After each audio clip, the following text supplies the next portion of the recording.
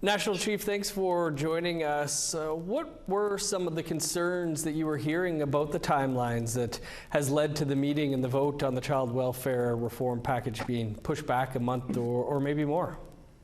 Certainly. Thanks, Dennis, and thanks for having us. There's been a few different regions that wanted more time to review.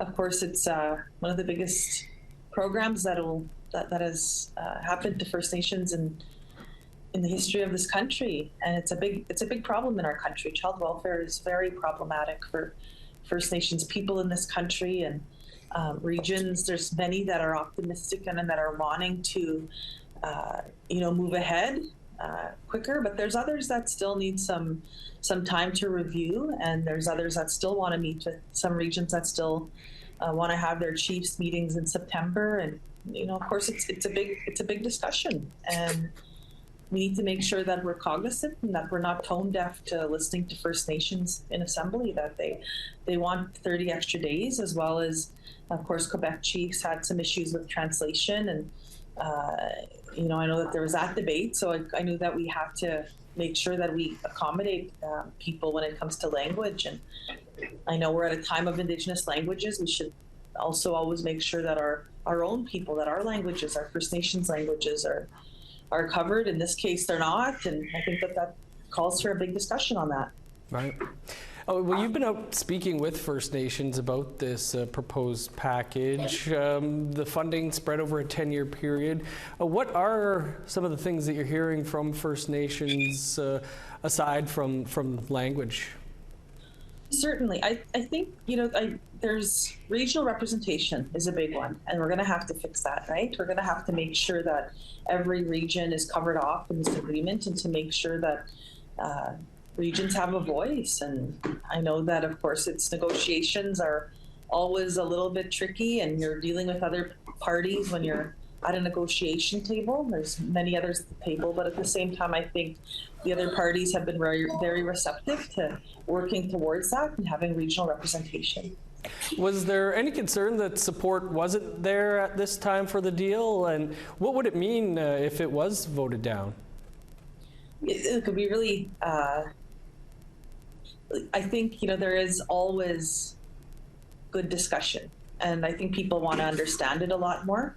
I've seen many different legal opinions. I've seen many different political opinions, and it's good. I'm glad that this conversation is happening. If it doesn't proceed, then everything just falls off the table and gets wiped clean again, and guess we're back to square one. And I don't think chiefs want to go that route. What I'm hearing is, of course, they're positive on this agreement, and they just, they want to make some tweaks here and there, and we're certainly working through that towards the summer and this fall, and it'll give us time to work with the other parties at the table to make those adjustments as needed, and work with Canada, work with other plaintiffs in the case. Yeah, I guess when it comes to the parties involved, the statement that you put out yesterday said provincial premiers and their ministers should be part of this discussion. How come? You know what? They've been part of the problem for many, many years, and I know that we, thankfully, First Nations had a hand up at the Supreme Court, and I know that the provinces were told by the courts very strongly from the Supreme Court that they don't have jurisdiction over First Nations children. However, they're very intertwined into this area when it comes to First Nations. It's like they always want control, and they still do have control. And I know that unraveling some of that and putting more of this towards First Nations-led approach, more emphasis towards First Nations taking control over child welfare, it's going to take everybody at the table to talk through that. They also provinces should not be left off the hook for their role in this over many decades. They've done, under their policies, have been very hurtful towards First Nations, and I think that they need to be held accountable for that as well. National Chief, you mentioned, this is the biggest deal that's been presented to First Nations in a long time, if ever. Is the breakdown known yet of where the money would be allocated to First Nations across the country?